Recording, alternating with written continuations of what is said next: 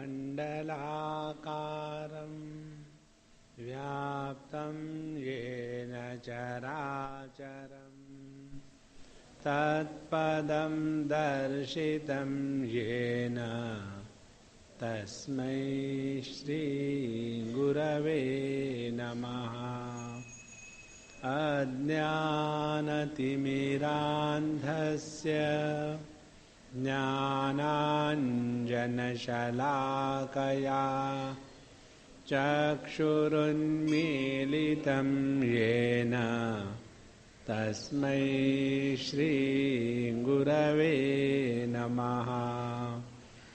गुरुर्ब्रह्मा गुरुर्विष्णुः गुरुर्देवो महेश्वरः गुरुरेव परं ब्रह्म तस्मै श्री गुरवे नमः। तस्मै श्री गुरवे नमः।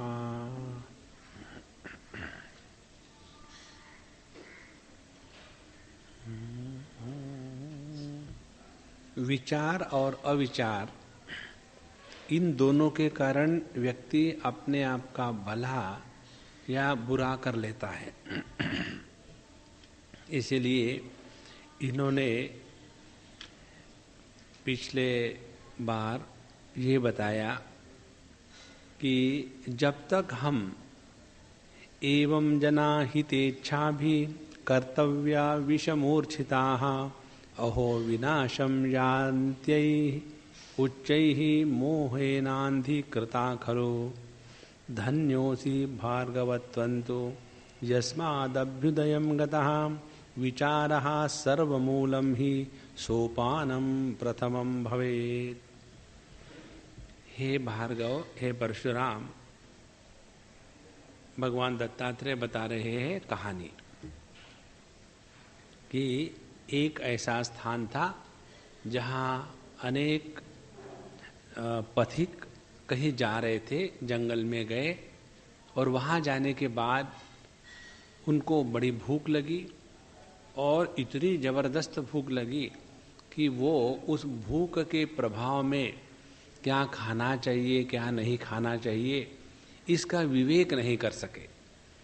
अब ये जो भूख जिसको कहा है, भूख माने केवल पेट की ही भूख नहीं, भूख होती है पैसे की, भूख होती है साफ सफाई की, दुनिया का भला करने की, भूख होती है सबके लिए पैसा इकट्ठा करके रखने की। ये सभी भिन्न प्रकार की भूखे हैं और जितने ये भूख से पीड़ित है वो भूखते रहते हैं।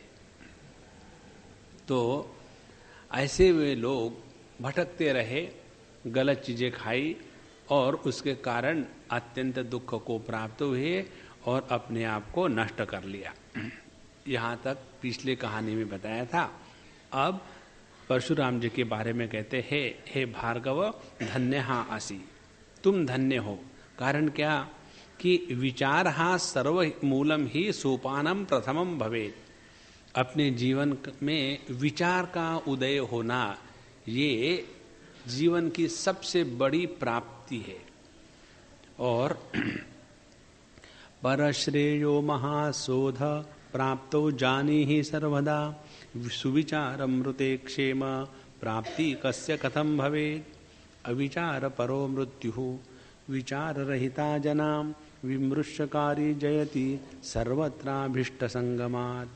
अविचार हता दैत्या यातु धानाश्च सर्वदा विचार परमादेवा सर्वतः सुख भागिनः। अब ये विचार अविचार का तुलनात्मक विवेचन करने के लिए इन्होंने सभी प्रकार के उदाहरण दिए, मनुष्यों में, देवताओं में, फिर चाहे वो भगवान रामचंद्र जी रहे, उनके जीवन में जब अविचार का उदय हुआ तो वो एक हिरण के पीछे दौड़ने लग गए और दुखी हो गए। और वही रामचंद्र जी फिर जब उन्होंने विचार का सहारा लिया तो समुद्र के ऊपर में पुल बना सके। इसी प्रकार से अविचार के कारण शिवजी ने भस्मासुर को वर दे दिया और फिर दुखी हुए। और वही शिवजी जब विचार का सहारा लिए तो अपना भला कर सके। इस प्रकार से एवमन्ये सुरादेवा यातु धाना नरा मृगाः अविचार वशादेव विपदम प्राप्नुवन्ति ही। तो जिस व्यक्ति ने अपने जीवन में विचार का सहारा लिया उसने अपना भला किया है, और जो अविचार के द्वारा प्रभावित हुआ उसने अपना सत्यानाश कर लिया।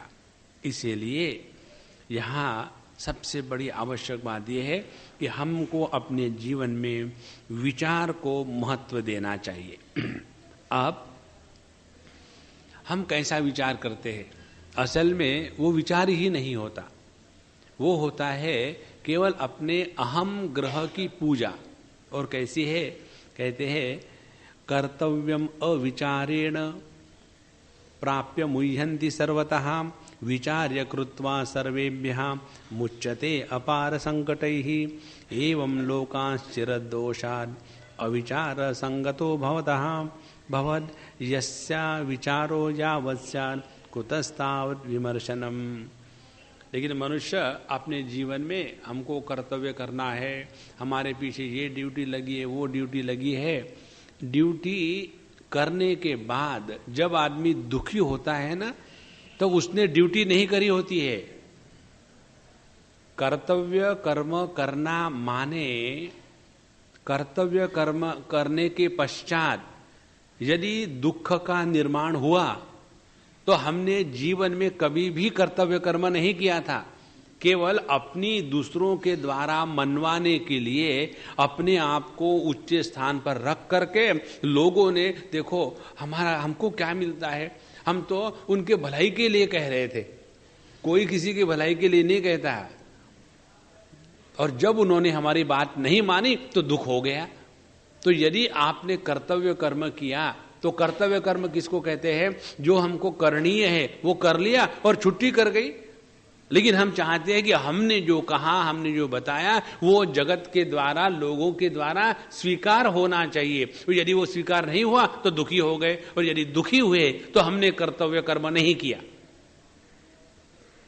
यदि ऑफिस में जाना हमारा कर्तव्य कर्म है और ऑफिस में गए, काम किया, शाम को घर आए और दुखी हो गए, देखो हम ऑफिस में जाते हैं लेकिन गवर्नमेंट सुधरती नहीं, तो आपने कर्तव्य कर्म किया ही नहीं। फिर ये गवर्नमेंट ऐसी ही चलने वाली है।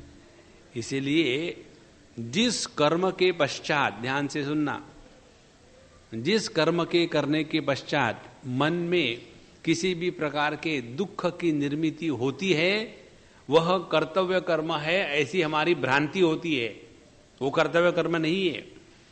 लेकिन हम लोग अपने इस दुराग्रह को हम कर्तव्य कर्म का एक बहुत बढ़िया सोने का कोटिंग चढ़ा देते हैं और अपने आप को बड़े कृतकृत्य मानते हैं। तो कहते हैं कि कर्तव्यम अविचारेण प्राप्य मुह्यन्ति सर्वशः। ये अविचार कृत कर्तव्य को प्राप्त करके सभी मोह में पड़े हुए हैं।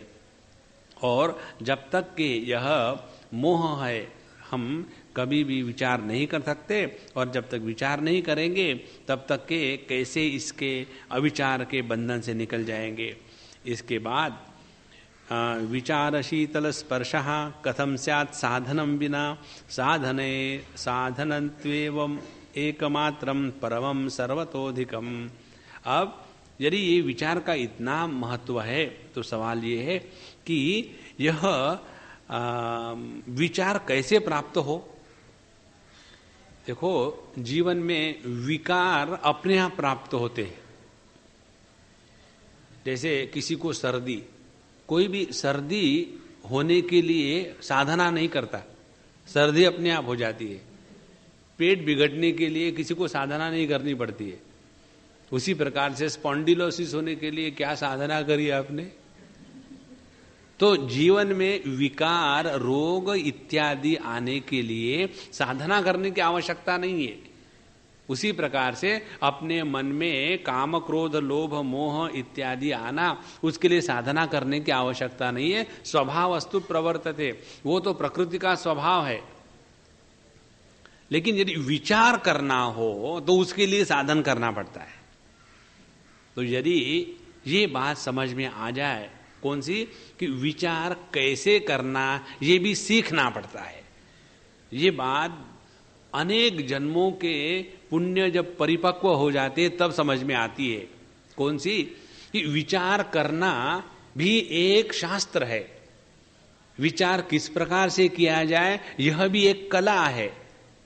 हम लोगों का क्या है कि जैसे मन में जैसे जैसे विकार आते हैं उन्हीं विकारों को हम विचार कहते हैं। कैसे विकार आए, जैसे समझो हम किसी से बात कर रहे तो तीसरा आकर के टपकता है बिना पूछे, और आने के बाद नहीं मैं तो कैजुअली आ गया था, ऐसे मेरा कुछ इंटेंशन नहीं था।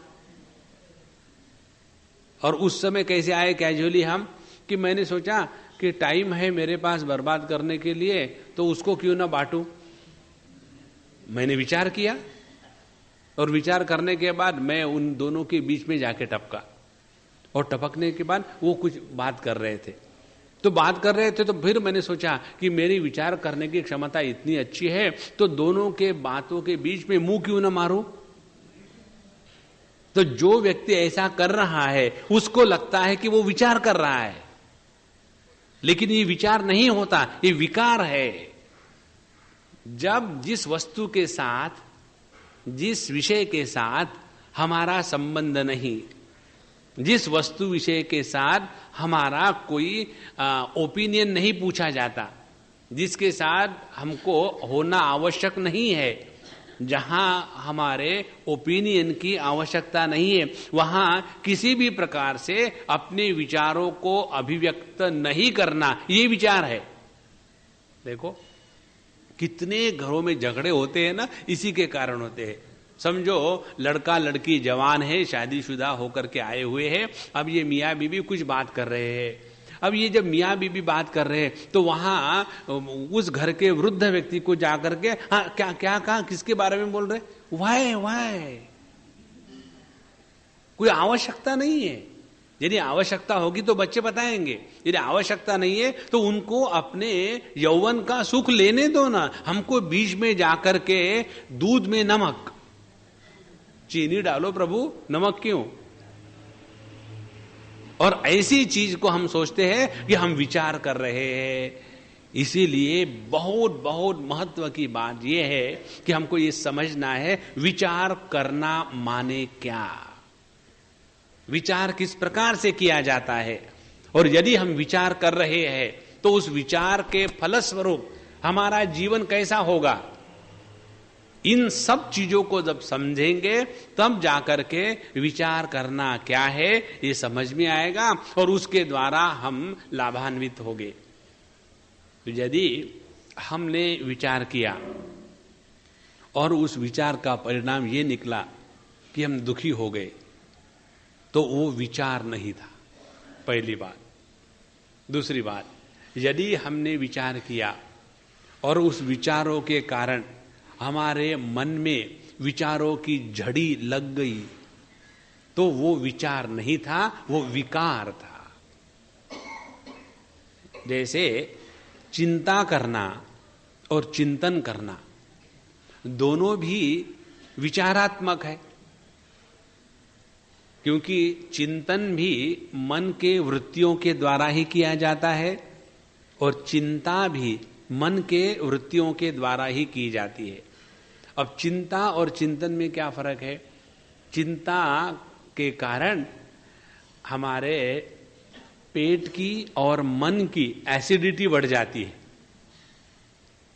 पेट की एसिडिटी तो सबको मालूम है, और मन की एसिडिटी यह है कि हमेशा जहां गए वहां लड़ पड़े। अपना मूड खराब है तो दूसरे का भी मूड खराब कर दिया। जो नित्य निरंतर चिंता करने वाले होते हैं ना, उनको दूसरा व्यक्ति कोई हंसते हुए आराम से बैठा हुआ देखे ना तो बड़ा गुस्सा आता है, बहुत गुस्सा आता है, क्योंकि हम इतने परेशान और ये देखो इनको कुछ नहीं, अरे जल रहे हो क्या। और चिंतन क्या है? चिंतन के द्वारा हमारे मन में अल्टीमेटली विचारों का अभाव हो जाता है। तो ये जब हम समझ लेंगे कि चिंता और चिंतन दोनों भी विचारात्मक होने के बावजूद भी चिंता यह विकार है और चिंतन यही विचार है, तो यह विचार प्राप्त करने का क्या साधन है? बिना साधन के तो होगा नहीं। और यह विचार किस प्रकार से होगा, इसके बारे में ये बताते हैं कि देखो, सर्वहृदय पद्मनिलय देवतायाः पराकृपा ताम विना स्यात् कथम कस्य महाश्रेय सुसाधनः विचारार्को अविचारांध महाध्वांत निवर्हणः तत्र मूलम भवेद भक्त्या देवता परिराधनम राधिता परमा देवी सम्यक तुष्टा सती तदा विचार रूपताम याति चित्ताकाशे रविर्यथा। यहां बहुत सूक्ष्म बात बताइए, इसको ध्यान से सुनना। भगवान दत्तात्रेय महाराज कहते हैं, सर्वहृत पद्म निलय देवता, सभी के हृदय में निवास करने वाली जो त्रिपुरा देवी है, वो सभी के हृदय में है। ऐसा कोई भी व्यक्ति नहीं है कि जिसके हृदय में यह परा देवी नहीं हो।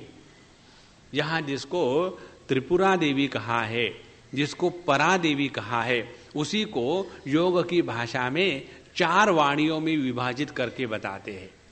जिस वाणी से हम आपके साथ वार्तालाप कर रहे हैं उसको कहते हैं वैखरी वाणी। इस वैखरी वाणी का जो पूर्व रूप है उसको कहते हैं मध्यमा वाणी। इस मध्यमा वाणी का जो अभी स्पष्ट रूप से व्यक्त नहीं हुई लेकिन अव्यक्त भी नहीं है, ऐसी भेदाभेद की जो स्थिति है वाणी की, उसको कहते हैं पश्यंती वाणी। और यह पश्यंती वाणी जब अव्यक्त रूप में होती है तब उसको कहते हैं परावाणी। तो ये जो परावाणी कही है योग शास्त्र में, उसी को यहां परा देवी कहा है, उसी को त्रिपुरा देवी कहा है। त्रिपुरा देवी क्यों कहा है? कि यही परा देवी जब ये 3 पुरों में आती है, जागृत स्वप्न सुषुप्ति, तब इसको त्रिपुरा देवी कहते हैं। तो यह सर्व हृदय पद्म निलय देवता, सबके हृदय में रहने वाली ये परा देवी, तस्याम कृपा विना, उस देवी की जब तक की कृपा नहीं होती तब तक के योग्य प्रकार से विचार कैसा करना चाहिए इसका महत्व भी समझ में नहीं आता और उसके बारे में कुछ और आगे भी समझ में नहीं आता। तो फिर कहते हैं विचार अर्क। विचार अर्क माने विचार रूपी सूर्य, विचार अर्क अविचार महांद ध्वांत निवर्हणः। जब तक के यह विचार रूपी सूर्य का उदय नहीं होता तब तक के अविचार रूपी अंधकार का नाश नहीं होगा। इसीलिए हमारे हृदय में जो ये त्रिपुरा देवी है उसको हमको जागृत करना है, उसकी कृपा के सिवा नहीं होगा। तो क्या करें? तो कहते हैं तत्र मूलम भवेद भक्त्या देवता परिराधनम। अब यहां से सूक्ष्म विचार शुरू हो जाता है। कहते हैं अपने हृदय में स्थित जो त्रिपुरा देवी है उसको, उसकी कृपा प्राप्त करने के लिए हमको उसकी आराधना करनी चाहिए, उसकी उपासना करनी चाहिए। ये जो शब्द है ना, राधन या आराधना, तो ये जो राधा शब्द है, ये शब्द 2 प्रकार से पढ़ा जाता है। एक तो राधा ऐसे पढ़ो या उल्टे पढ़ो तो बन जाता है धारा। दोनों भी विचारों की ही धाराएं हैं। विचारों की धाराएं जब बहिर्गामी होती है तब बंधन कारक होती है और उसको चिंता कहते हैं। और यही विचारों की धाराएं जब अंतर्मुख हो जाती है तब उन्हीं विचारों की धाराओं को राधा कहते हैं। विचार वही है। योग वासिष्ठ में आता है कि यह जो विचार नदी है ये दोनों तरफ बहने वाली है। नॉर्मली नदी का प्रवाह एक ही दिशा में होता है, हिमालय से निकलेगी तो समुद्र की तरफ जाएगी। लेकिन ये मन रूपी जो नदी है, इसका जो प्रवाह है, ये प्रवाह दोनों दिशा में है। जब ये प्रवाह बहिर्गामी होता है तब उसके द्वारा हम बंधन में पड़ते हैं, दुखी हो जाते हैं। और यही प्रवाह जब उल्टा हो जाता है, इसीलिए धारा को राधा कहते हैं। दोनों भी वृत्त्यात्मक विशेषता ये है। यह भगवान का जो वर्णन आता है सच्चिदानंद, इसमें मत फंसना, ये केवल शब्द मात्र है। ये तो परमात्मा को सच्चिदानंद कहे ना, इससे बढ़कर के भगवान का कोई अपमान नहीं। इसकी हमारी दृष्टि है, ग्रहण हमेशा सत्ता के रूप में कहते हैं। ग्रहण करने वाला हमेशा चैतन्य स्वरूप होता है और जीवन की लालसा केवल सुख की प्राप्ति के लिए है। तो हमारे जो अज्ञान का स्वरूप है उसको लेकर के शास्त्रों ने परमात्मा का वर्णन सच्चिदानंद शब्दों से किया है। लेकिन इसका मतलब ये नहीं है कि भगवान को हमने सच्चिदानंद शब्दों के द्वारा बांध के रखा है। इसीलिए जो माऊली बात कहती है वो बहुत गंभीर है। यहां जिन विचारों के द्वारा हम अपने स्वरूप से हट जाते हैं वो विकार, और जिनके द्वारा हम स्वरूप में पहुंच जाते हैं वो विचार। और इन विचारों की प्राप्ति तब होगी जब हम अपने हृदय में उपस्थित उस त्रिपुरा देवी को आराधना करके जागृत करें। अब आराधना करना माने क्या? उपासना दो प्रकार से करी जाती है। ये विषय हमारे पंचदशी के 9वें अध्याय में आता है। तो उसमें विचार की बहुत सुंदर भूमिका बांधते हैं। ब्रह्म विचार करने के पूर्व पहले हमको अपने आप को लायक बनाना चाहिए। तो कर्म के माध्यम से अंतःकरण की शुद्धि माने राग द्वेष का राहित्य, और दूसरी उपासना के माध्यम से चित्त को एकाग्र करना। तो जब हमने अपने जीवन में जो हमारे कर्तव्य कर्म है उसको कर लिया, उसके बाद हमारे जीवन में अपने इष्ट देवता की आराधना करी, तो इन दोनों के द्वारा क्या होगा कि कर्तव्य कर्म इत्यादि पूर्ण करने से मन में किसी भी प्रकार के किया है नहीं किया है इसको लेकर के विक्षेप नहीं होगा। अब जैसे उदाहरण के लिए समझो, आप में से कोई यहां आया है और समझो आपका कर्तव्य कर्म ये है कि आपके बच्चे समझो स्कूल में जाने हैं तो उनके लिए टिफिन बिफिन भर करके रख देना है और सब ठीक कर देना है। बच्चे उठ के नहा धो करके टिफिन लेके चले जाएंगे, और आपने आज बता दिया अपने पत्नी को कि आज के दिन तुम बना के रख लेना, मैं जरा सत्संग के लिए जा रहा हूं। और आपको मालूम है कि आपकी पत्नी सूर्यवंशी है,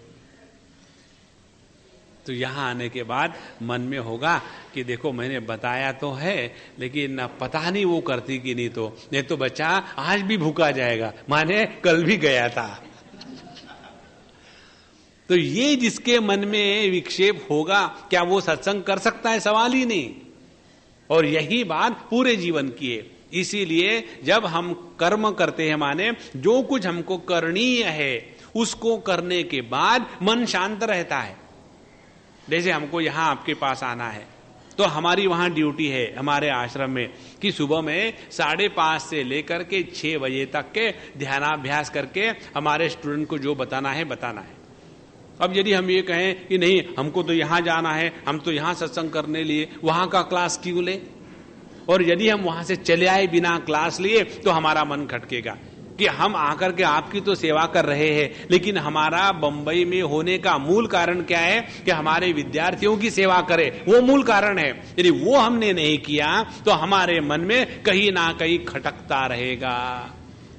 ये उदाहरण देने का तात्पर्य क्या है? जब हम अपने जीवन में कर्तव्य कर्म इत्यादि जो है वो कर डालते हैं ना, तो मन अपने आप शांत रहता है। जिसके मन में स्वाभाविक शांति नहीं होती है उसका एक ही कारण है, वो अपने आप को कोस रहा है। इसलिए तो ये कर्तव्य कर्म के द्वारा अंतःकरण शुद्ध। और दूसरी उपासना, अपने जीवन में कोई एक उच्च शक्ति को स्वीकार करना चाहिए। कल हमारे आश्रम में शादियां हुई, 2-4 शादियां। हमको लगता है आश्रम का नाम ही बदल डाले, अब विवाह स्थल कर दे, सांदीपनी साधनालय की जगह में। तो जब हम वो बच्चों को सत्संग के बाद, आरती के बाद बता रहे थे, तो हमने उनको बताया, देखो आप लोगों ने शादी करी, बड़ी अच्छी बात है। और अच्छी बात यह है कि आपने हमारे भोले बाबा के सामने आकर के शादी करी। और नियम यही है, जब रुक्मिणी रहे चाहे सीता जी रहे, जब उनको अपनी शादियां करवानी थी तब उन्होंने जाकर के गौरी जी की ही प्रार्थना करी थी। और यह शिव शक्ति जब तक अपने जीवन में नहीं आते तब तक के, चाहे भगवान कृष्ण का रहो चाहे राम जी का रहो, जीवन में परिपूर्णता नहीं आती। इसीलिए आप लोगों ने शादी करी, बड़ी अच्छी बात है, लेकिन एक बात और कर लो, वो ये कि हफ्ते में एक दिन, सोमवार का दिन, किसी भी कारण को बीच में न ला करके यहां आकर के रिपोर्ट करो भगवान के सामने, भगवान एक हफ्ता हो गया अभी झगड़ा नहीं किया, फिर दूसरे हफ्ते में आ जाओ, भगवान दूसरा हफ्ता हुआ आपकी कृपा से ठीक चल रहा है, अभी झगड़ा नहीं किया। ऐसे धीरे धीरे धीरे अपने हृदय में हमारे से बढ़ करके कोई एक उच्च शक्ति है, ये भावना जागृत हो जाती है। और वो जब भावना जागृत हो जाती है तब व्यक्ति के जीवन में जब कष्ट आते हैं तो अंतःकरण में शक्ति निर्माण करने के लिए अपने ही अंतःकरण ने जो किसी इष्ट देवता को स्वीकार किया है उसका स्मरण करने मात्र से जीवन की समस्याएं अपने आप हल होने लग जाती है। इसीलिए जीवन में उपासना का महत्व है।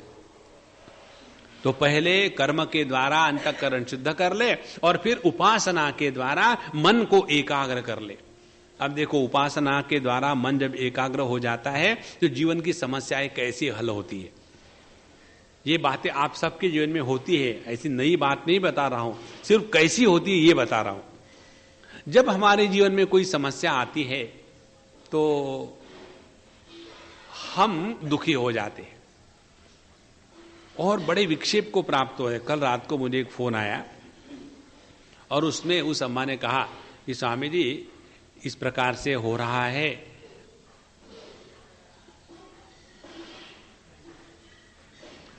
तो इस प्रकार से हो रहा है, तो आप हमको बताइए कि हम अपने पिताजी को तो नहीं डांट सकते और वो इस प्रकार से व्यवहार कर रहे हैं और वो भी काफी बूढ़े हैं और इसके कारण हमारे घर में बहुत टेंशन है, अब हम क्या करें।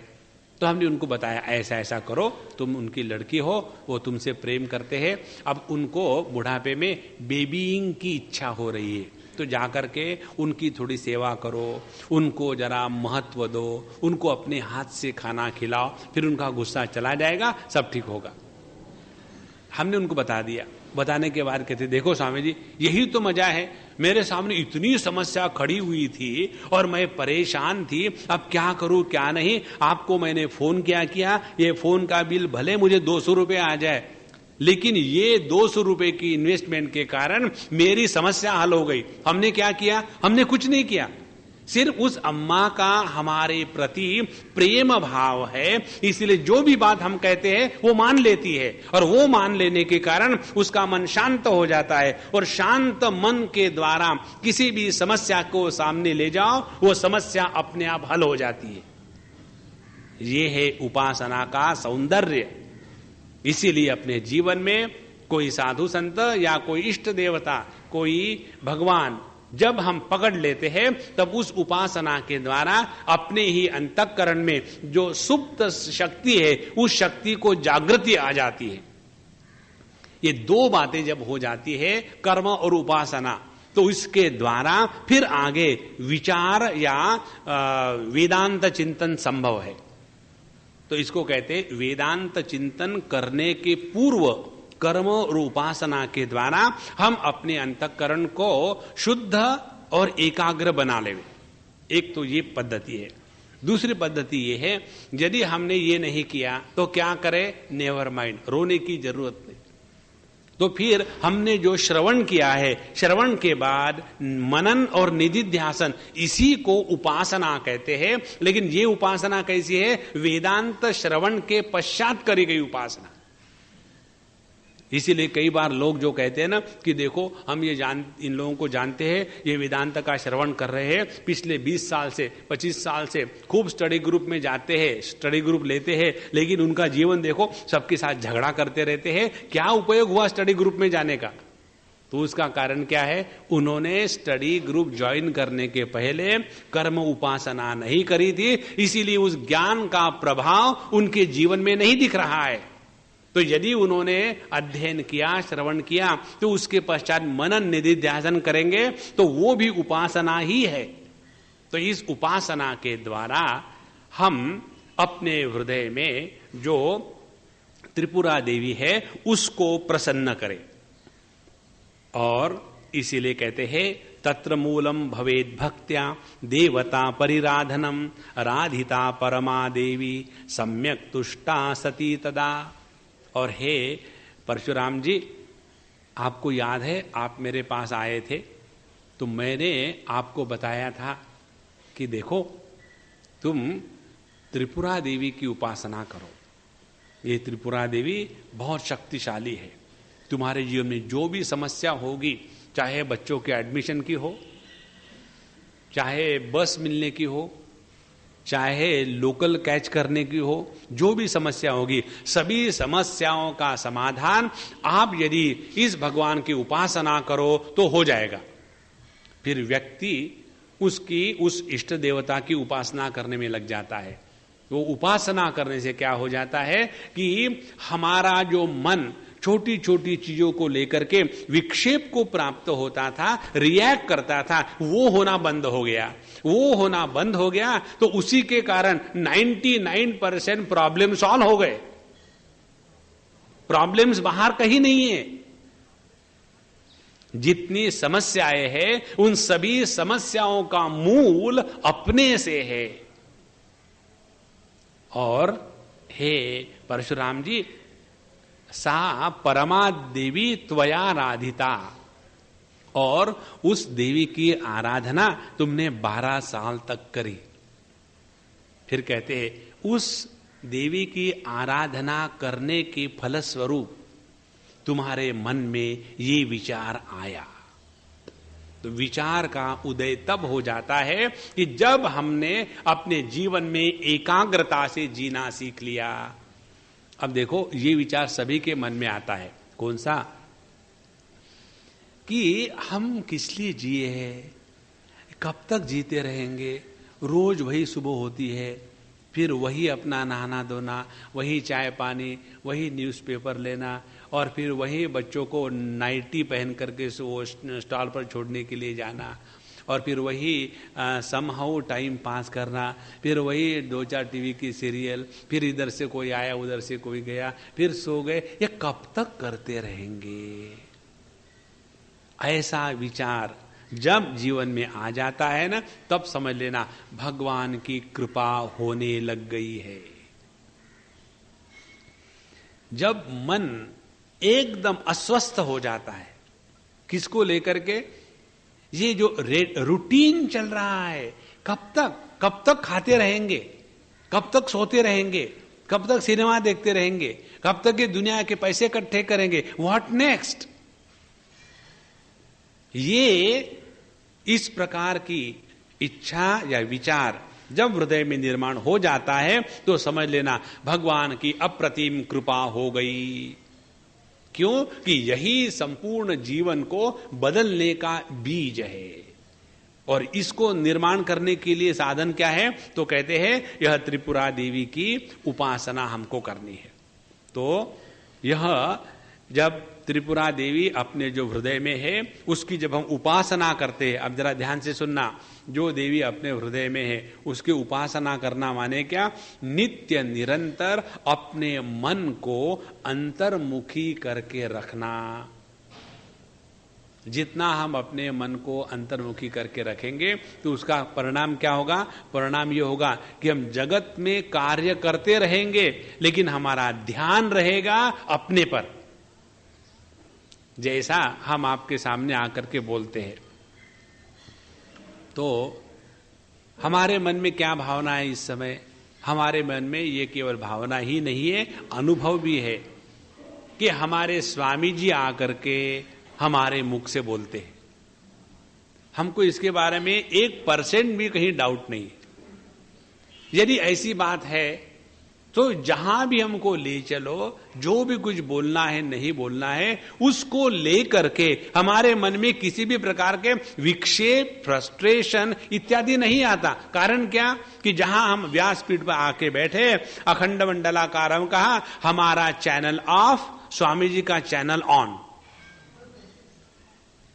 जैसे टीवी का जो स्क्रीन होता है वो एक ही होता है, हर चैनल के लिए नया स्क्रीन नहीं होता, चैनल कोई भी रहे।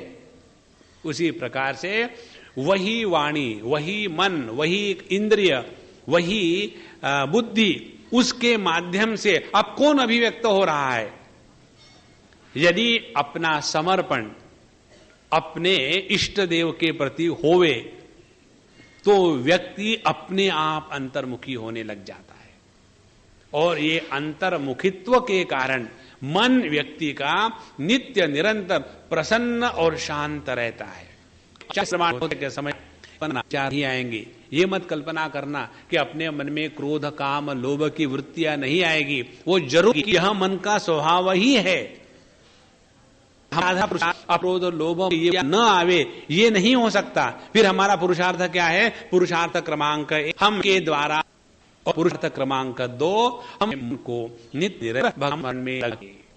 और ये जब अनेक सालों तक देता है तो फलस्वरूप यह जो त्रिपुरा देवी हमारे सबके देवी अब एक नया रूप धारण कर लेती है। जरा ध्यान से सुनना। यहां तक के त्रिपुरा देवी क्या है ये हमको बताया नहीं, सिर्फ यही बताया है मारे में। अब यह देवी प्रसन्न है तो कैसे पता चले ये त्रिपुरा देवी प्रसन्न हो गई? तो कहते हैं यहां विचार रूपता रविर्या, दिन उग जाता है, जब दिन आ जाता है तो दिन के आकार में उसी में त्रिपुरा देवी का या अपने इष्ट देवता का या गुरु महाराज का प्रभाव हो गया। कृपा भूताकाश में जो हमारा चित्त है, अंतःकरण है, उस चित्ताकाश में वही त्रिपुरा देवी विचार रूपी सूर्य का आकार धारण करके वहां उग जाती है। तो कई बार में आता है दर्शन है कि भगवान के दर्शन होना माने क्या? दर्शन माने विवेक की जागृत होना।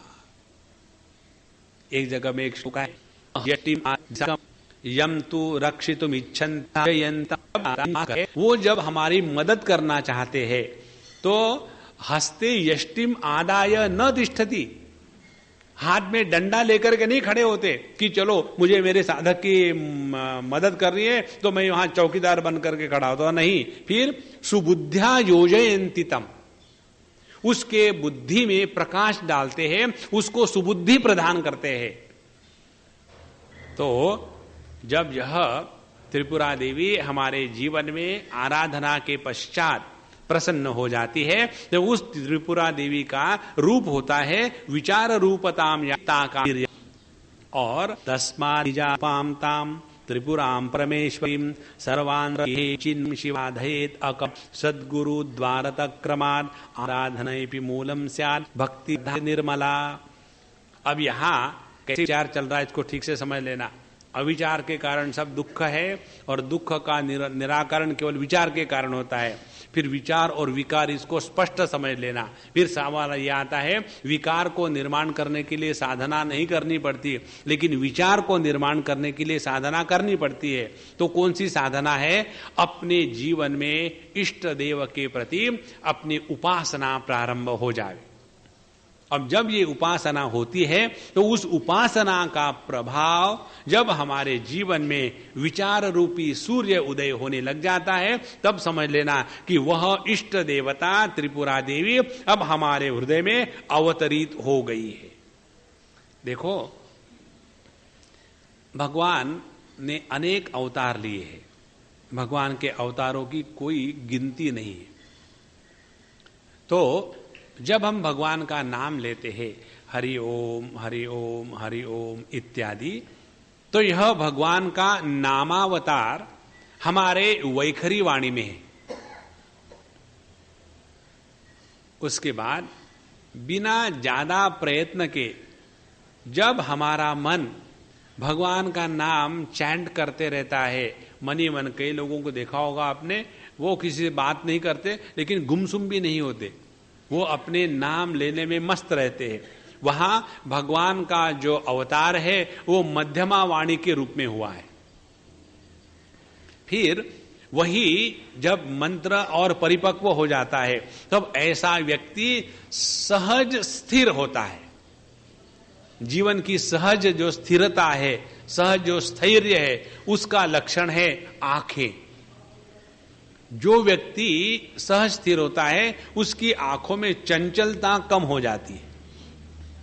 लेकिन उसकी चंचलता का कम होना और ये जो ड्रग एडिक्ट है, हमेशा शांभवी मुद्रा लगाए हुए, उसमें इसमें बहुत फर्क है। वो वैसी बात नहीं है। उनकी आंखों की जो स्थिरता है, स्थैर्य है, वो मुर्दे के जैसा नहीं। मुर्दे की भी आंखें ऐसी खुली रहती है। और ये बातें जब होने लग जाती है तब समझ लेना कि हमारे हृदय में अब परमात्मा का अवतरण हो रहा है। तो विचार रूपताम याति चित्ताकाशे रविर्यथा। अब यह देवी कैसी है? तो कहते हैं कि निजात्म रूपाम, यही अपना स्वरूप है। और ये परमेश्वरी सर्वांतर अनिकेताम, सबके हृदय में रहने वाली श्री, यही अपने जीवन का सर्व ऐश्वर्य है, महेशी, और यही सबसे श्रेष्ठ कंट्रोल करने वाली है। चिन्मयी, यह शुद्ध चैतन्य स्वरूप है। शिवाम, यह शिव जी की पत्नी है। और अकापट्यात आराधयेत, यहां एक दूसरा महत्व का तत्व बताते हैं। जब हम उपासना करते हैं, चाहे अपने इष्ट देवता की हो चाहे गुरु की हो, उसमें अकापट्यात, कपट नहीं होना चाहिए। बहुत आवश्यक है बात। भगवान रामचंद्र जी तुलसीदास जी के रामचरितमानस में कहते हैं, मोहि कपट छल छिद्र न भावा। देखो, दो बातें हैं। एक कहते हैं लव और दूसरे को कहते हैं ट्रस्ट। एक को कहते हैं प्रेम और दूसरे को कहते हैं विश्वास। जिसको लेकर के ये जो सार्वजनिक स्थान होते, जैसा ये मंदिर, इसके ट्रस्टी होते हैं, अंग्रेजी में कहेंगे, और मराठी हिंदी में कहेंगे तो उसको कहेंगे विश्वस्त। आदमी प्रेम सभी से कर सकता है लेकिन विश्वास सबसे नहीं करता। We may love everybody but we don't trust everybody. तो अपने जीवन में भगवान के प्रति, गुरु के प्रति, अपने इष्ट देव के प्रति केवल प्रेम होना, भक्ति होना इतना आवश्यक नहीं है।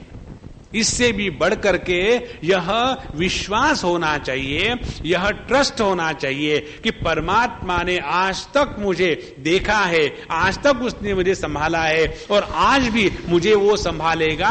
और इसीलिए जो व्यक्ति अपने आराध्य देवता का स्मरण करता है उसके जीवन में हिम्मत कभी नहीं हारता।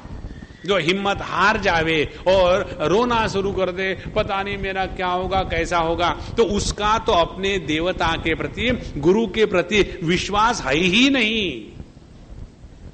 ये महत्व की बात है। इसलिए यहां बताते हैं कि यह देवी की जो उपासना करनी है, अकापट्यात, किसी भी प्रकार का कपट या छल हृदय में ना हो। और छल कपट को हृदय से निकालने के लिए क्या करना है, इसके लिए 2-3 तरीके संत लोग बताते हैं। एक तरीका ये है कि जो आप सभी जानते नहीं, ऐसी बात नहीं, केवल हम आपको एक बार रिमाइंड करा रहे हैं। जैसे कई बार ऐसा होता है कि हम कुछ चाहते हैं, कुछ करना चाहते हैं। जैसे आजकल बच्चे स्कूल में जब जाते हैं तो कितने बच्चे हमको मिलने के आते परीक्षा को जाने के पहले, या फोन करते हैं, और फोन करने के बाद या हमको मिलने के बाद कहते हैं कि स्वामी जी मेरी परीक्षा है, मुझे आशीर्वाद करो। और मैं क्या उनके लिए पढ़ाई थोड़ी करता हूँ, वो तो करनी होती तो बाबा जी क्यों बनता। तो मैं उनको कहता हूँ अच्छा बेटा कोई बात नहीं, सब ठीक हो जाएगा, तुम्हारी परीक्षा ठीक हो जाएगी। जब तुम लिखना शुरू करोगे ना, जैसे क्वेश्चन पेपर तुम्हारे हाथ में आ गया, अपने मन में जोर से कहना, अपने मन में, लेकिन जोर से मत कहना, मन में जोर से कहना स्वामी जी प्लीज कम, फिर मैं आ जाऊंगा, तुम्हारे सब पर्चे लिख दूंगा। और वो बच्चे वैसा करते हैं और बहुत उनको लाभ होता है। तो क्या मैं वहां जाकर के पर्चे लिखता हूं? यदि मैं पर्चे लिखूं तो मुझे एक जोक याद आया। एक जगह लिखा हुआ था, एक बच्चा अपना मैथमेटिक्स का पेपर जब उसका रिजल्ट आया उसमें उसको 0 मिला, तो वो पेपर लेकर के घर जाता है और पिताजी को कहता है वो लड़का कि पिताजी इसके बाद आप मेरा मैथमेटिक्स का होमवर्क मत किया करो क्योंकि आपने कैसा होमवर्क किया, देखो मुझे 0 मिला है। तो हम जाकर के यदि उसके पर्चे लिखेंगे ना तो सभी बच्चे फेल हो जाएंगे, ये बात पक्की है। तो उनको लाभ किस चीज से होता है? उनको इसी चीज से लाभ होता है कि somebody is with me, I am not alone। यह विश्वास जिसके हृदय में है उनको लाभ होता है, और जिनके मन में विश्वास नहीं है वो भी आते हैं देखे लेकिन उनको लाभ नहीं होगा।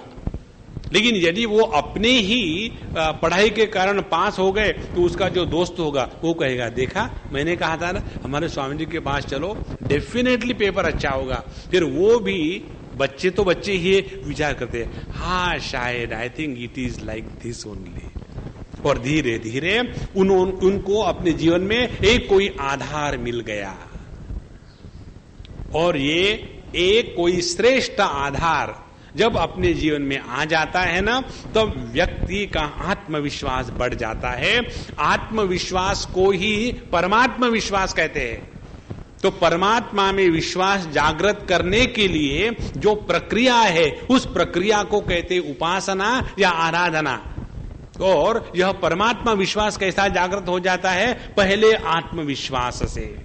तो यह परमात्मा में विश्वास हो लेकिन आत्मविश्वास ना हो तो ये असंभव है। तो इस प्रकार से यह देवी की आराधना कपट रहित होकर के करे। और फिर दूसरी बात, सद्गुरु द्वारतः क्रमात्, और कैसे आराधना करनी है, उपासना करनी है, इसके बारे में कभी भी अपने स्वातंत्र्य को नहीं रखना चाहिए। ये बहुत आवश्यक बात है। जब हमको किस प्रकार से क्या साधना करनी है इसका निर्णय हमेशा गुरु लेते हैं, स्वयं नहीं लेना है। क्योंकि हमको क्या करना है, हमारे लिए क्या आवश्यक है, ये हम नहीं जान सकते। जैसे जब कोई व्यक्ति परेशानी में हो, दुख में हो, और वो आकर के अपना दुख अपने दोस्त को बताता है, और वो दोस्त क्या करता है, वो उसके परिस्थिति का अवलोकन उस परिस्थिति से बाहर होकर के करता है। जब वो उस परिस्थिति से बाहर होकर के अवलोकन करेगा तो किसी के भी प्रति वो बायस नहीं होगा, उसके मन में किसी भी प्रकार का भेदभाव नहीं होगा। और ऐसा भेदभाव रहित अंतःकरण ही परिस्थिति का अवलोकन स्पष्टता से और पूर्णता से कर सकता है। और जब परिस्थिति का अवलोकन स्पष्ट और पूर्ण होगा तो उसके समस्या का हल क्या है वही छिपा हुआ रहता है। और यही बात है कि हमारे मन को कैसा चलावे, हमको किस प्रकार से साधना करने से हम अपने आप पर नियंत्रण कर सके, ये बात हम नहीं जान सकते। जैसे समझो हम बहुत बोलने वाले, समझो क्यों स्वामी जी, अच्छा भैया है, हम बहुत बोलने वाले हैं, तो हम बहुत बोलने वाले हैं, ये बात हमको नहीं समझ में आएगी। जब दूसरा बताएगा ना तब हमको समझ में आएगी। और दूसरा बताने वाला यदि ऐसा हो कि जिसके प्रति हमारे मन में आदर ना हो, तो हम क्या कहेंगे, तुम चुप बैठो, तुमको किसने पूछा है। और यदि बताने वाला ऐसा कोई हो कि जिनके प्रति हमारे मन में आदर हो, तो हम कहेंगे thank you for finding out my fault. इस प्रकार से इस उपासना के द्वारा हम क्या प्राप्त करते हैं, एक वो दृष्टि प्राप्त करते हैं कि अपने ही कमियों से अपने को हटाना कैसे। तो यह उपासना हमेशा सद्गुरु द्वारतः क्रमात्, तो हमको अपने साधना कैसी करनी है इसका निर्णय स्वयं कभी नहीं करना। ये हम अपने अनुभव की बात आपको बतावे, बहुत पुरानी बात है। एक बार हम कहीं जा रहे थे, बीच में दिल्ली आ गई, तो एक दिन वहाँ रुके, तो फिर हमको पता चला कि स्वामी जी भी दिल्ली में है, तो हम उनको मिलने के लिए गए। जब हम उनको मिलने के लिए गए तो वैसा कभी होता नहीं था, लेकिन उस दिन प्रभु की लीला ऐसा हुआ कि स्वामी जी के पास कोई नहीं था और हम लोगों को स्वामी जी मिलते ही नहीं थे, क्योंकि अगल बगल की मक्खियाँ इतनी उनके साथ रहती थी कि उनको कितना भी हटाओ ना फैन करके हमको जाने का बड़ा मुश्किल रहता था, क्योंकि स्वामी जी तो मीठे थे ना, तो मक्खियाँ पहुंच ही जाएंगी। हम लोगों का स्वामी जी के साथ रहने का जो दुख था वो यही था, कभी भी ये लोग छोड़ते नहीं थे, जैसे चिपक जाते लीचियस ना, उस प्रकार से स्वामी जी भी तंग आ जाते थे। आखिरी के दिनों में देखो, जब स्वामी जी को यहाँ एक दो बार हार्ट अटैक आ गया तो बंबई में रखा था आपके स्वामी जी, 1 दिन 2 दिन रहे केवल। उसके बाद इतने डिस्गस्टेड हो गए थे कि वो सीधे कमरे से उठ के आए, बोले मुझे अभी के अभी जाना है सिद्धवाड़ी, और तुरंत उन्होंने 12 बजे की फ्लाइट ली और सीधे पहुंच गए सिद्धवाड़ी। और उस समय हम सिद्धवाड़ी में थे, और वहां पहुंचने के बाद कहते हाँ नाउ आई एम फ्री। माने हम लोग सोचते हैं कि हम बड़े स्वामी जी के भक्त हैं, हम बड़ी उनकी सेवा कर रहे हैं, सेवा सुवा कुछ नहीं होती, अपनी मनवा लेते हैं। हम अपने अनुभव की बात बता रहे, हमारे पास पूछने के लिए हजारों में करोड़ों में एक आध आता है कि हम क्या करें। 99% से ज्यादा बताने के लिए आते हैं कि आप ये करो, और हम मान लेते हैं, क्योंकि दत्तात्रेय भगवान के 24 गुरु थे, हमारे 24 करोड़ है, सबको मान लेते। तो जब हम हमारे स्वामी जी के पास गए और कोई था नहीं, तो हमको जोश आ गया, और फिर हमने उनको कहा कि स्वामी जी हम चाहते हैं कि गायत्री का अनुष्ठान करें। तो स्वामी जी ने बता दिया कोई जरूरत नहीं, अपना काम करो जो बताया है। अब हम वो बात मान लेते तो हम क्यों, शिष्य वो होता है जो गुरु की बात नहीं मानता, तो हमने भी नहीं मानी।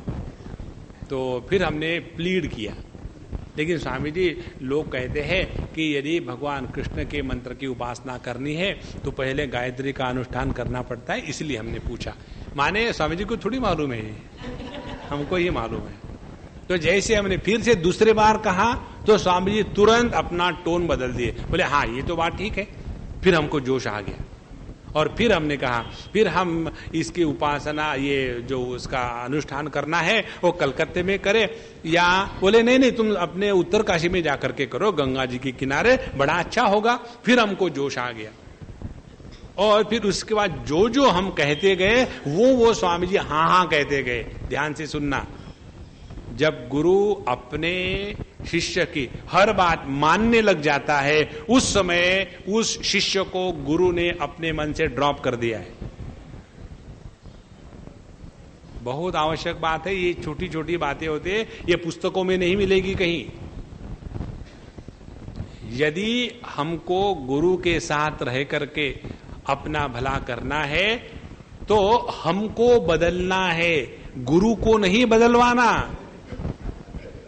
जब गुरु बदल जाते हैं ना तो उसमें शिष्य की, भक्त की हानि है, गुरु की नहीं। उनको क्या लेना है देना है हमसे।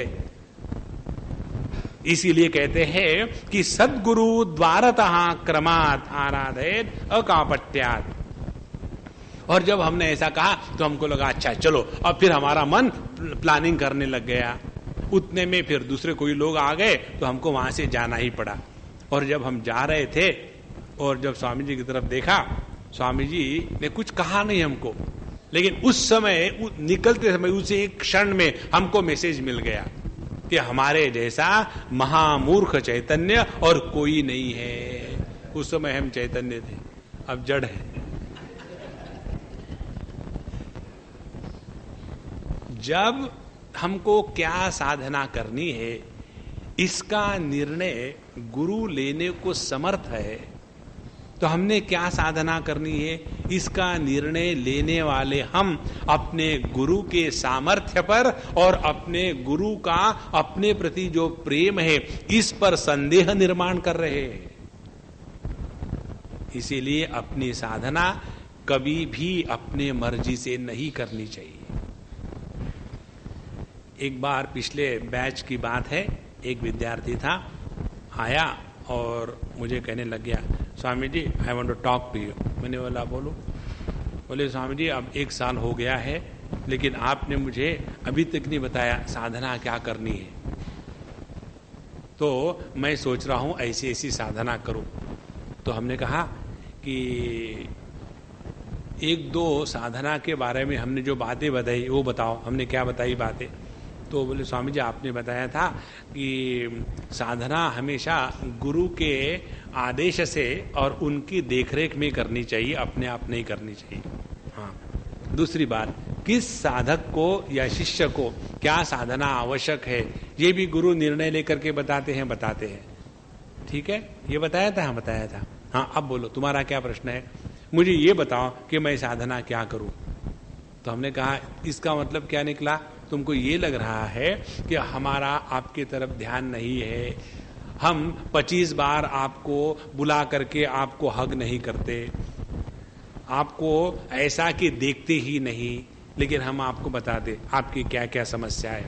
फिर हमने उनको 2-3 समस्याएं बताई। जब तक ये समस्याएं नहीं हटती ना तब तक के आगे बताने से कुछ लाभ नहीं होगा। जब हमने उनको बताया तो Swami ji you are observing us that minutely. I said I don't move with a microscope. तुरंत एक क्षण में पता चल जाता है किसको किस चीज की आवश्यकता है।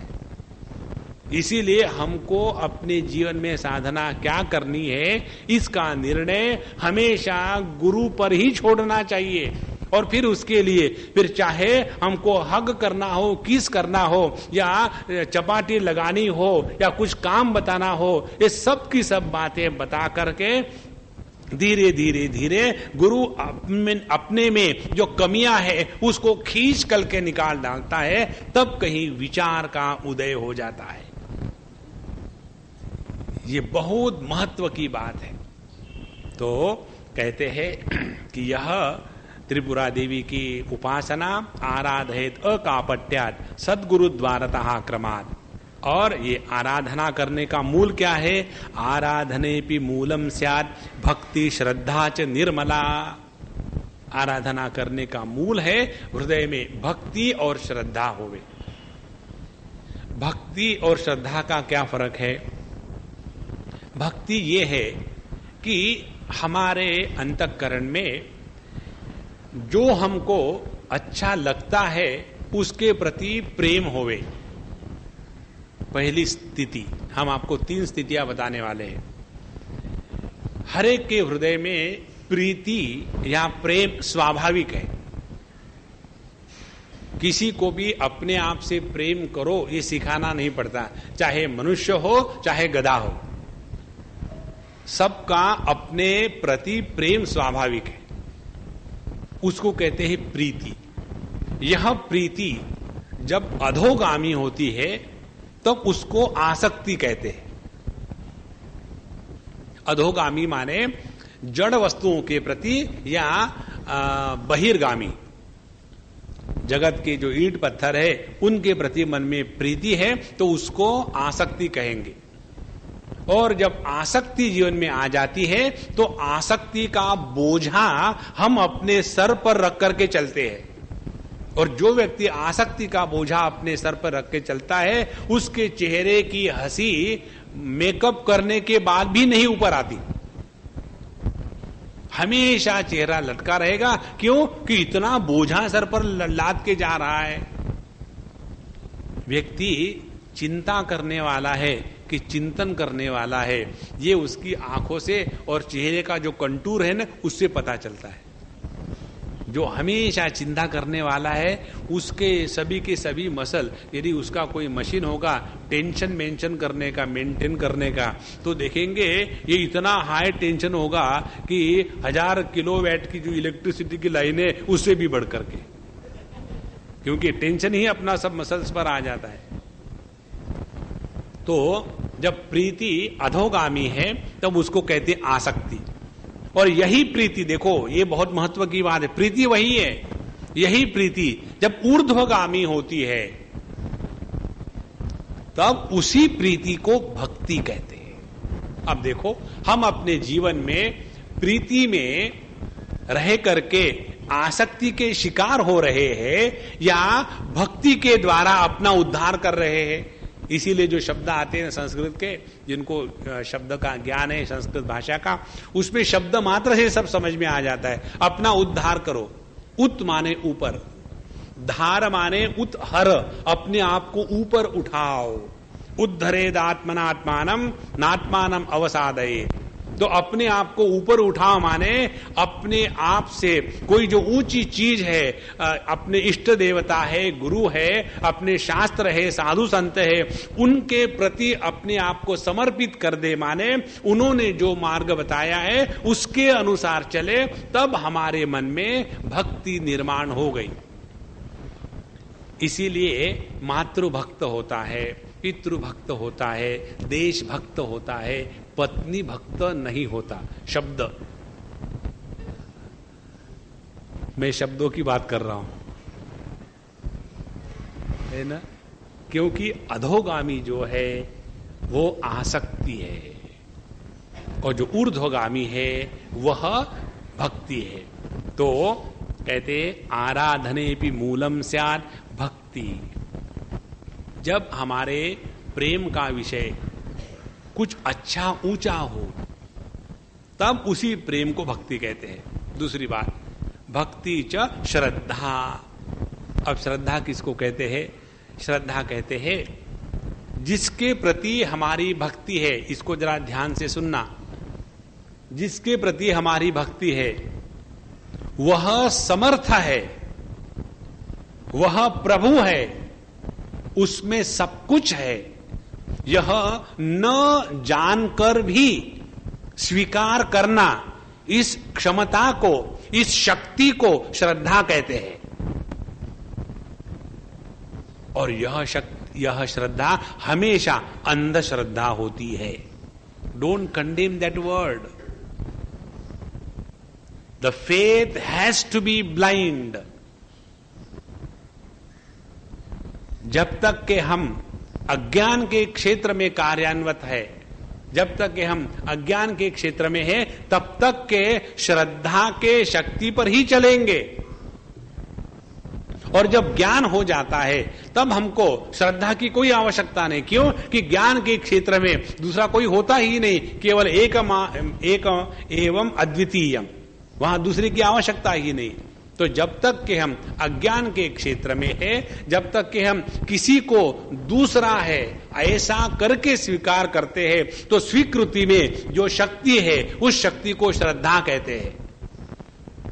और यदि हमारे मन में श्रद्धा ना हो, जैसे हम यहां आते और मौली के सामने बैठते, और मौली के सामने बैठने के बाद हम कहते ये क्या, ये तो मार्बल का बना हुआ है स्टैचू, और हमारी तो मार्बल की खाने हैं, हम तो रोज उसके ऊपर में चलते हैं, वहां तो हमको मावली का दर्शन नहीं हुआ, और ये छोटा सा 2-10 किलो का पत्थर का टुकड़ा, इसमें मावली का दर्शन कैसा होगा? तो उस व्यक्ति को ये सामने आएगा, लेकिन वो केवल पत्थर को ही देखेगा, अपने हृदय में जो मावली का प्रेम है उसका दर्शन नहीं कर सकेगा। इसीलिए उपासना का तात्पर्य ही ये है निकृष्ट वस्तु में उत्कृष्ट की भावना करके उत्कृष्ट की अनुभूति अपने हृदय में आना, ये जिस शक्ति के द्वारा होता है उस शक्ति को श्रद्धा कहते हैं। और इसी श्रद्धा को लेकर के हमारा जीवन चलता है। ऐसा जगत में एक भी व्यक्ति नहीं है कि जिसके अंतःकरण में श्रद्धा ना हो। जो कहते हैं ना कि हमको बिल्कुल श्रद्धा नहीं है, उनकी इस पर श्रद्धा है कि उनको श्रद्धा नहीं है। वो अपने मन पर, अपने बुद्धि पर बहुत श्रद्धा रख करके चलते हैं। आई बिलीव इन लॉजिक, तो जो आप लॉजिक में बिलीव करते हो ना, उसी को हम कहेंगे संस्कृत हिंदी भाषा में आपको तर्क पर श्रद्धा है। तो बिना श्रद्धा के मनुष्य का अस्तित्व असंभव है। हमारे एक स्वामी अखंडानंद जी महाराज कहते थे कि आदमी श्रद्धा के ताकत को लेकर के नाई के यहां जाता है और अपनी दाढ़ी करवाता है। देखो कितनी पक्की बात है। नहीं तो आप वहां नाई के सामने बैठो और अपनी jugular vein directly open to him लगाओ, और उसके भी हाथ में ये जो उस तरह होता है वो इतना शार्प है कि यदि वो सीधा एक ही बार करे तो दूसरी बार क्या किया ये पूछने को टाइम ही नहीं रहेगा। तो जब हम उसके सामने जाकर के बैठते हैं तो कौन सी शक्ति है कि जो हमको वहां बैठाती है। और यदि समझो हम वहां जाके बैठे और वो समझो आदमी व्हाइट वॉश कर रहा है, साबुन लगा रहा है, और उसके पिताजी ने यदि कहा कि बेटा देखो तुम आज पहली बार कर रहे हो, अपने हाथ को संभाल के रखना। ऐसा यदि हम उसके बाप से सुनेंगे तो क्या वहां बैठेंगे, हे हटो हटो मुझे नहीं करनी तुमसे दाढ़ी। और जब हम किसी अनजान नाई के पास चले जाते हैं, मालूम भी नहीं होता, सिर्फ वहां लिखा होता है कि वाल्मीकि केश कर्तनालय है ना, तो वाल्मीकि महाराज भी कहते होंगे कि मेरा नाम इन लोगों को यही मिला और दूसरे कहीं। तो वहां जब जाकर के हम बैठ लेते हैं और वो आदमी आकर के शुरू कर लेता है, तो हमको क्या मालूम कि इसने आज तक किसी का गला नहीं काटा, तो केवल श्रद्धा के साथ ही बैठ लेते हैं। तो मनुष्य का संपूर्ण जीवन केवल श्रद्धा से होता है, और यही श्रद्धा जब अपने इष्ट देवता के प्रति होती है तब उसके द्वारा हमारी आंतरिक शक्ति जागृत हो जाती है। तो आराधनैपि मूलम स्यात् भक्ति श्रद्धा च निर्मला तत्रापि मूलम। अब सवाल ये है कि हमको आराधना करनी चाहिए, फिर आराधना के लिए भक्ति श्रद्धा चाहिए, और भक्ति श्रद्धा कहां से मिलेगी? दुकानदारी शुरू हो गई, भक्ति श्रद्धा कहां से मिलेगी? तो कहते तत्रापि मूलम महात्म्य श्रवणम परिकीर्तितम। देखो, दो प्रकार से हम किसी को अपने हृदय में स्वीकार करते हैं। एक गुणों के प्रभाव से, उसको कहते हैं गौण स्वीकृति, और दूसरी है महात्म्य के प्रभाव से, उसको कहते हैं महात्म्य स्वीकृति। जैसे लड़का लड़की जब एक दूसरे को मिलते हैं तो वो एक दूसरे के महात्म्य को नहीं जानते, केवल गुणों को जानते हैं। इसकी आवाज अच्छी है, ये अच्छे पैसे कमाता है, इसीलिए शादी कर लिया जाए। और समझो शादी हो गई और उसके गले में कुछ गड़बड़ी हो गई, पहले लता मंगेशकर की आवाज थी, अब मुकेश की निकल रही है ना। तो उस लड़के का उस लड़की से जो प्रेम था मीठी आवाज के कारण, क्या वो प्रेम हमेशा रहेगा? अब तुम ऐसा करो, बोला मत करो। पहले तो तुम मुझे हमेशा कहते थे कि तुम बोलो, तुम्हारी आवाज सुनकर के मेरा मन प्रसन्न होता है, लेकिन मैंने वो उस समय जो गलती करी है उसकी पनिशमेंट अब मत देना, अब चुप बैठो, है ना। और यदि उस लड़की ने किसी लड़के से शादी कर ली क्योंकि बहुत पैसे कमाता है, और यदि किसी कारण उसका पैसे कमाना बंद हो गया, तो वो लड़की क्या उसे उतना ही प्रेम करेगी? नहीं करेगी। क्यों? कि यह प्रेम गुणों के कारण था, इसीलिए गौण था। अब जब हमारा प्रेम उच्च के लिए होता है, जैसे अपने मां के लिए। तो हमारा प्रेम अपनी मां के लिए उसके गुणों को देख करके नहीं होता, उसके महात्म्य को जान करके होता है। कोई भी व्यक्ति इसीलिए ये नहीं सोचता कि मेरी माँ यदि बढ़िया स्मार्ट हो तो कितना अच्छा रहेगा। पता नहीं why mothers are old and outdated. ये किसी के मन में चक्कर नहीं आता। क्यों? कि मां के प्रति जो प्रेम है उसके महात्म्य को, कि उसने मुझे कैसा पाला पोसा बड़ा किया, मैंने उसको कितने कष्ट दिए, फिर भी उसने मुझे अपना करके स्वीकार किया। मुझे याद है उस दिन मैंने उसको इतना डांटा था, उसका सबके सामने अपमान किया था, फिर भी ये मेरे लिए खाना बना के रखती है, मैं आए बगैर नहीं खाती।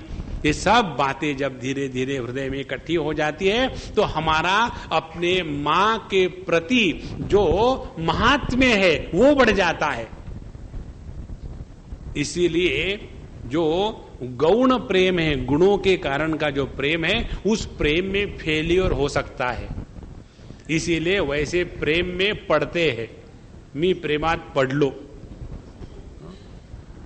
आई हैव फॉलन इन लव। लेकिन जो भक्ति है, जो उच्च कोटि का प्रेम है, उसमें आदमी पढ़ता नहीं, उसमें उठता है। तो यह अपने इष्ट के प्रति, गुरु के प्रति प्रेम जागृत करने के लिए क्या करना चाहिए? तो कहते हैं तत्रापि मूलम महात्म्य श्रवणम। इस महात्म्य श्रवणम से एक बात बताए। अपने शिरडी के साईं बाबा जब थे तब उनके एक बहुत बड़े भक्त थे, आप सबको पता है, दासगढ़ू महाराज। और वो बहुत बड़े कीर्तनकार थे। इसलिए दासगढ़ू महाराज ही एक ऐसे कीर्तनकार है कि जो कीर्तन करते हैं लेकिन अपने आप को बहुत सजा के नहीं रखते।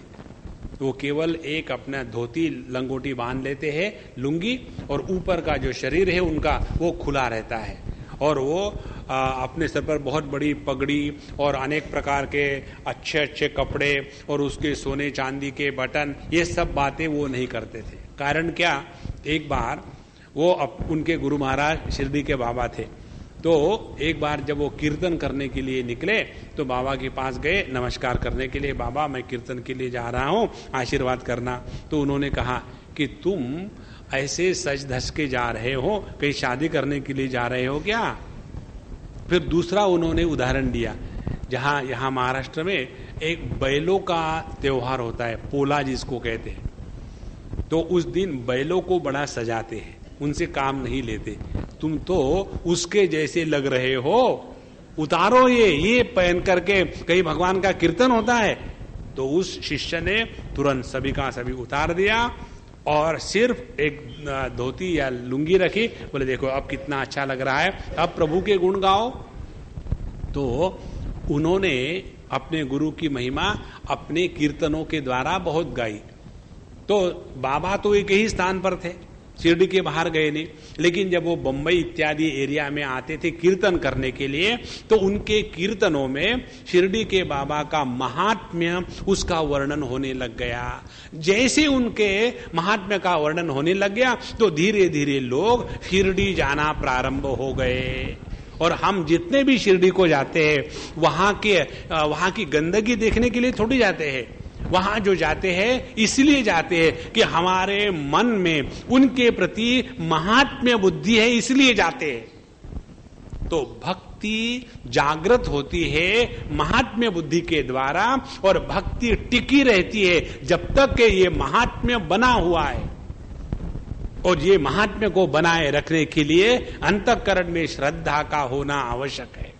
जिस दिन हमारे मन में किसी के भी प्रति एक क्षण के लिए खोट आ जाए तो उसी दिन उस व्यक्ति के प्रति जो महात्म्य है वो नष्ट हो जाता है। और वो महात्म्य नष्ट हो गया तो उस व्यक्ति के प्रति आदर और भक्ति वो समाप्त हो जाती है। और आदर भक्ति समाप्त हो गई तो उसने जो बताया है उसको स्वीकार नहीं करते, और इस प्रकार से अपनी ही हानि है।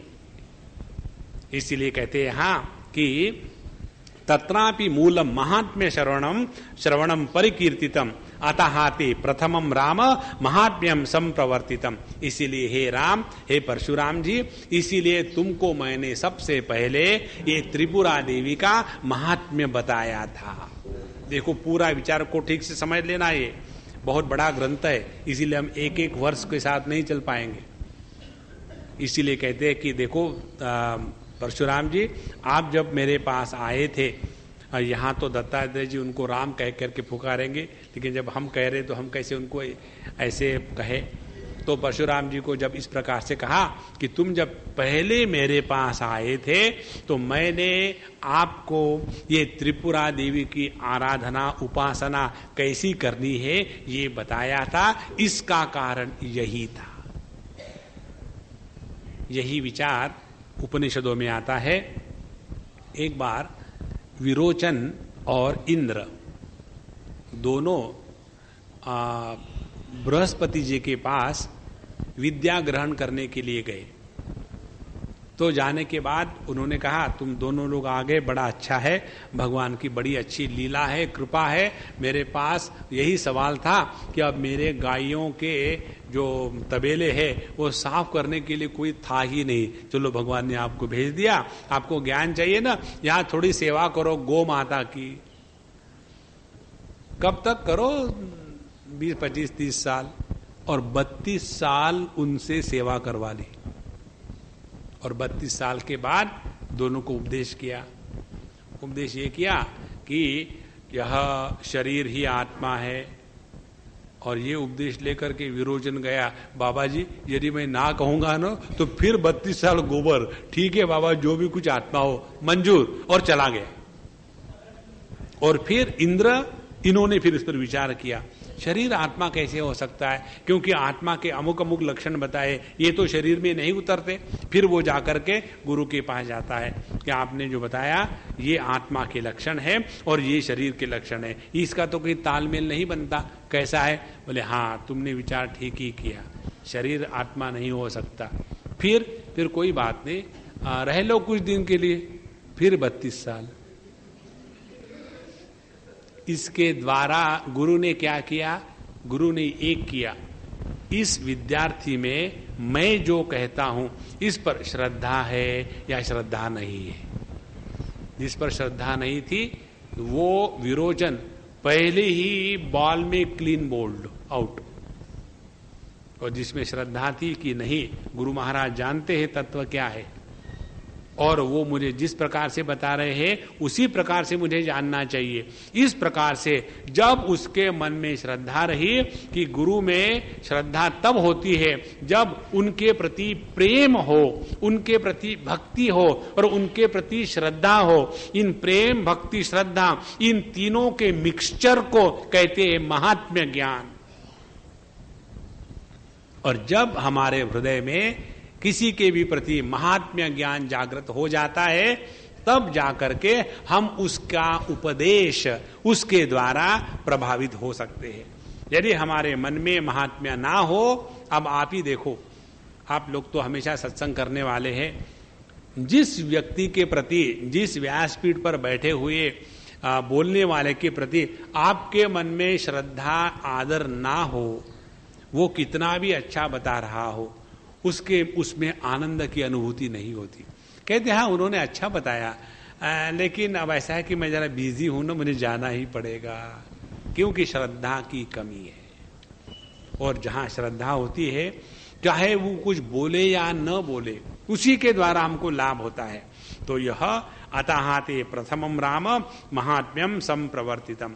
इसीलिए हे परशुराम जी, मैंने आपको पहले यह त्रिपुरा देवी का महात्म्य बताया। अब कहते हैं, तेन श्रुतेनाधुना त्वं प्राप्तवानसि मंगलम विचारम श्रेयसो मूलम यस्मात् तेन ही भीतः। कहते हैं कि तेन मीन्स उस आराधना के, उपासना के द्वारा, तेन श्रुतेन अधुना, क्योंकि तुमने वह त्रिपुरा देवी का महात्म्य सुना और उसके बाद उसकी उपासना करी, उसके द्वारा मंगलम विचारम मूलम प्राप्तवान असि, अब तुम्हारे मन में यह मंगल विचार निर्माण हो गए। मंगल विचार कौन से है? मंगल विचार है अपने स्वरूप को जानने के विचार। जिन विचारों के द्वारा अपने स्वरूप का चिंतन होता है वो मंगल विचार, और जिनके द्वारा अपने स्वरूप से हम दूर चले जाते हैं वो है अमंगल विचार। कहते हैं कि यह जो मंगल विचार है यही श्रेयसहा मूलम, अपने श्रेयस, श्रेयस माने दो प्रकार के शब्द आते हैं कठोपनिषद में, एक तो है श्रेयस और दूसरा है प्रेयस। प्रेयस माने जो हमको अच्छा लगता है, लेकिन जो हमको अच्छा लगता है वो अच्छा होवे, इट इज नॉट नेसेसरी। जैसे जिनको डायबिटीज होता है उनको मिठाई अच्छी लगती है, तो उनको मिठाई अच्छी भरी लगे लेकिन अच्छी नहीं होती उनके लिए। श्रेयस क्या है? भले अच्छे लगे ना लगे, लेकिन जो हमारे लिए अच्छा होता है वो श्रेयस है। और हमारे लिए श्रेयस क्या है? केवल परमात्मा की प्राप्ति, उसके सिवा मनुष्य का दूसरा कोई प्रयोजन नहीं। आप लोगों ने यहां वो वेदांत भूपाड़ी सुनी है, मुझे विश्वास है आप लोग कम से कम जिन्होंने सुना है रोज सुबह उठ करके बाकी कुछ करने के पहले सोते समय अपने सिराने के नीचे वो छोटा सा कागज है उसको लेकर के सुआ करो, और सुबह उठने के बाद बाकी कुछ करने के पहले उस वेदांत भूपाई को अपने हाथ में लो और अपने को समझाओ। बच्चों को नहीं, बच्चों उठा उठा जीवर आया, लेट देम स्लीप कंफर्टेबली, उनके नींद को खराब मत करो। तो उठी उठी बा जीवराया, सोड़ी अविद्या निंद्य माया, व्यर्थ जात से नरकाया, स्वरूपी सावध होई तू। रोज इसका पाठ करो आप, देखो यह त्रिपुरा देवी आपके हृदय में जागृत हो जाएगी, क्योंकि वेदांत भोपाली आपने सुनी है, उसका महात्म्य आपके हृदय में है। तो तेन अधुना त्वं प्राप्तवानसि मंगलम विचारम श्रेयसहा मूलम यस्मात् ते नहीं भी इतहा। इसके बाद इसीलिए अब तुमको जीवन में डरने की कोई बात नहीं। देखो, जीवन में डर निकालने के लिए जो पहली बात है वो ये है कि हम ठीक से विचार कर सके। जो व्यक्ति ठीक से विचार नहीं करता वही डरता है। जैसे परीक्षा में गए, कल या परसों एक पत्र आया एक लड़की का, स्वामी जी मैं एमएससी कर रही हूं, आप तो मुझे जानते ही हो। अब पता नहीं कहाँ की लड़की है, मैं कितनियों को जानता हूं, लेकिन आप मुझे बताइए कि मेरा मन पढ़ाई में नहीं लगता, और पहले तो मैं केवल एक बार पढ़ती थी तो एकदम मन एकाग्र हो जाता था, लेकिन अब तो मैं कितने बार पढ़ूं समझ में ही नहीं आता, और परीक्षा में तो मैंने जीवन में पहली बार फेल होना क्या इसका भी अनुभव किया है। अब मैं बड़ी फ्रस्ट्रेट हो गई हूं, तो आप मुझे बताइए where I am going wrong. तो उसका प्रॉब्लम क्या है? विचार करने की जो क्षमता है वो नष्ट हो गई। जिस व्यक्ति के जीवन में विचार करने की क्षमता नष्ट हो जाती है वह व्यक्ति अपने आप को नष्ट कर चुका है। यह उसका विरुद्ध क्या है? यस्मात् विचार श्रेयसहा मूलम, क्योंकि विचार अपने जीवन को परिपूर्ण करने का मूल कारण है, और वह विचार उदय तुम्हारे मन में अंतःकरण में आ गया है। अब इसीलिए अब तुम मत डरो। तो यह गुरु के द्वारा शिष्य को ज्ञान प्रदान करने की प्रक्रिया है। सबसे पहले अभय दिया जाता है कि मां भैष्ट विद्वान, विवेक चूड़ामणि में आता है, जब वो विद्यार्थी रोध होकर के जाता है गुरु के पास, दे संसार दावाग्नि तप्तम, मैं इसमें बड़ा दुखी हो रहा हूं, अब मैं क्या करूं क्या नहीं। तो गुरु महाराज के पहली बात है रोना बंद करो, डरो मत, मैं तुम्हारे साथ हूं ना, और डरने की क्या बात है। तो यहां भी वही विचार है, इतहा मां भी ही, अब डरने की कोई बात नहीं, क्योंकि तुम्हारे अंतःकरण में विचार का सूर्योदय हो चुका है। अब विचारोदय पर्यंतम भयमस्ति महत्तरम अविचारात आत्मदोषेन ग्रस्तस्य प्रतिवासरम। जब तक कि हम अविचार के द्वारा ग्रस्त है उसको पद पद पर दुख ही दुख है, लेकिन जब विचार उदय हो गया सूर्य तो उसके जीवन में किसी भी प्रकार का भय नहीं है। और किस प्रकार से यह अविचार के कारण भय और विचार के कारण भय से मुक्ति होती है, यह विचार लेकर के और फिर इस विषय का समापन अगले बार हम करेंगे। अभी यहाँ ही समापन करते हैं। श्री कृष्णा श्री कृष्णा श्री कृष्णा। ओम पूर्णमदः पूर्णमिदं पूर्णात् पूर्णमुदच्यते पूर्णस्य पूर्णमादाय पूर्णमेवावशिष्यते। ओम शांति शांति शांति। हरि ओम। श्री गुरुभ्यो नमः। हरि ओम।